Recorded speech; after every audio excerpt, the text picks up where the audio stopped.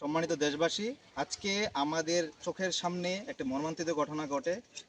সেই দুর্ঘটনার সাক্ষী আমাদের এই ছোট ভাই। তার সামনে আজকে একটা মেয়ে থেকে সরাসরি কিছুক্ষণ আগে গাড়ি থেকে মেয়েটাকে বিভিন্নভাবে অপহরণের মাধ্যমে তার স্বর্ণ অলংকার টাকা পয়সা সবকিছু নিয়ে যায়।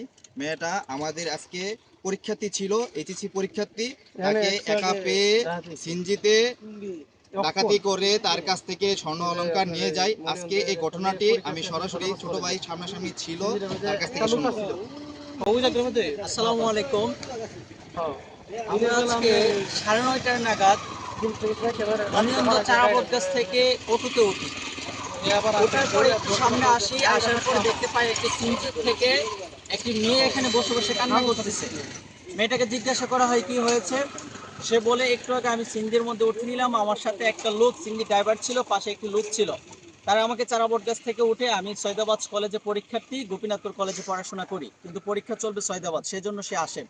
ঘটনাক্রমে মেয়েটার উপরে এই যে মোল্লাবাড়ি থেকে আমাদের চারাবট গাছের মাঝ বরাবর এই যে কাঠবাগানটার সামনে একটু ডান দিকে হাতের ওইখানে মেয়েটাকে দাঁড় করানো হয় সিনজি থেকে। দাঁড় করে মেয়েটার উপরে দুইটা লোক আক্রমণ করে। আমরা হয়তো একটু পিছনে ছিলাম, যার কারণে মেয়েটার চিল্লের কান্নার আওয়াজ আমরা শুনতে পারি নাই। কিন্তু আমরা আসার পরে সিনজিটা ব্যাক করে এখান থেকে ঘুরিয়ে আবার চলে যায় ওইদিকে। আমাদের সাথে অটো ছিল, ঘটনাক্রমে হতভাগ্য বাইক ছিল না, যদি বাইক থাকতো তাহলে আমরা ধরতে পারতাম, কিন্তু আমাদের অটোর মাধ্যমে এটা আমাদেরকে ক্রসিং করে চলে যায়। তারপর আমরা খবর নেওয়ার চেষ্টা করি গঙ্গাসাগর, এদিক দিয়ে শেখ মার্কেট, কিন্তু কোনোভাবেই তাকে পাইনি। কিন্তু এই ভিডিওর বার্তা হিসাবে আমরা জানাচ্ছি যে প্রতিটা মেয়েকে সেফটির সাথে চলতে হবে। আরেকটি সংবাদ, যে কোনো মেয়ে একা যদি কোনো সেনজির মধ্যে দেখা হয়, আপনারা উঠবেন না, সাথে যদি কেউ থাকে, যদি ভরসা করতে পারেন না আমি নিরাপত্তাভাবে যেতে পারবো, তাহলে আপনারা সিএনজির মধ্যে উঠবেন। বিশেষ করে এখন এইচএসসি পরীক্ষার্থীরা সবাই এখান থেকে আমাদের মনিয়ন থেকে সৈয়দাবাদ যাচ্ছেন, ওইখান থেকে আসা যাওয়া হচ্ছে। এই দিনের বেলায় মেয়েদের উপরে আক্রমণ হচ্ছে, সেজন্য সেফটিভাবে নিজের কাছে কিছু রাখবে, অথবা পরিবারের কেউ সাথে যাওয়ার জন্য চেষ্টা করবেন। আর এই জায়গাটা সবাই সেফটির সাথে যাওয়া আসার চেষ্টা করবেন। স্থান হচ্ছে মনিয়ন্দ মোল্লাবাড়ি থেকে চারাবট গাছের একদম মাঝ বরাবর। আসসালামু আলাইকুম। আমরা গঙ্গাসাগরের দিকে গাড়ি নিয়ে যাচ্ছিলাম। কিছুক্ষণ আগে শুনতে পারলাম যে একটা মেয়ে সৈয়দাবাদ কলেজে পরীক্ষা দিতে যাচ্ছিল সিনজির মধ্যে একজন ড্রাইভার আর সাথে একজন লোক ছিল। এরা যখন মেয়েটা চারাবট গাছ থেকে উঠছে, তারপরে মুলাবাড়ি ব্রিজের আগে একটা বাগান আছে, এদিকে বাগানটার কাছাকাছি আসতেই আপনার মেয়েটার কাছ থেকে গলার চেইন, কানের দুল এগুলো ছিঁড়ে নিয়ে মেয়েটার কাপড় চোপড় ছিঁড়ে রাস্তার মধ্যে ধাক্কা মারে ফেলে দিয়ে চলে গেছে। আপনারা যারা মেয়েরা আছেন, মায়েরা আছেন, সিনজিতে ওঠার সময়ে যদি কোনো এক্সট্রা যাত্রী না থাকে, সাথে কোনো যাত্রী না দেখেন গাড়ির মধ্যে, আপনারা দয়া করে উঠবেন না। উঠলে এরকম বিপদের সম্মুখীন হতে পারেন। আসসালামু আলাইকুম। ওই তার নিয়েও আজকে জানে ডাহাতি হয়েছে এক মেয়ে থেকে, হঠাৎ করে টাকা পয়সা সব লয়ে গেছে পরীক্ষার্থী মেয়ে। আপনারা বলতে পারেননি দিনের বেলা এই যে কিছুক্ষণ আগে ঘটনা, কই তার নাম আপনারা কোহানের বাড়ি আখাউড়া।